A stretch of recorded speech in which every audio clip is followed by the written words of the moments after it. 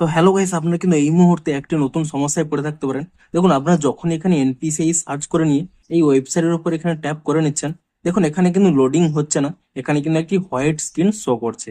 তো আপনাদের যদি এই প্রবলেমটি হয়ে থাকে, তা আপনারা কি করে ফিক্স করবেন সেটাই জানাবো আজকের এই ভিডিওটিতে। তাই জন্য কিন্তু পুরো ভিডিওটি অবশ্যই দেখতে থাকুন। তো তার আগে ভিডিওটিকে অবশ্যই একটি লাইক করে দিন, এবং এই চ্যানেলে যদি আজই নতুন এসে থাকেন, এখনই চ্যানেলটিকে সাবস্ক্রাইব করে রাখুন এরকম নতুন নতুন ভিডিও দেখার জন্য।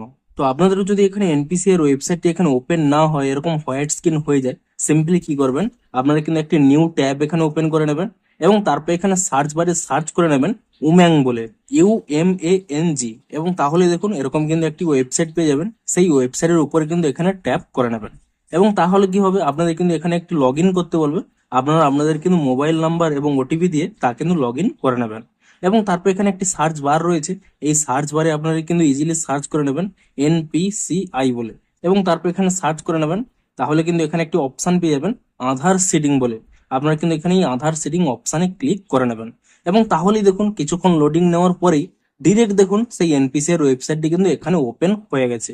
তো এভাবে কিন্তু আপনারা খুব ইজিলি এই উমেং এর মাধ্যমে আপনারা কিন্তু এনপিসি এর ওয়েবসাইটটি কিন্তু ওপেন করতে পারবেন। এমনকি দেখুন এখানে এই অপশনে ক্লিক করে নিয়ে আপনারা কিন্তু আধার সেটিংটিও কিন্তু করতে পারবেন। তো ভিডিওটি যদি একটুও হেল্পফুল বলে মনে হয়, অবশ্যই একটি লাইক করে দিন। দেখা হচ্ছে আরো কোনো ইন্টারেস্টিং ভিডিওর সাথে।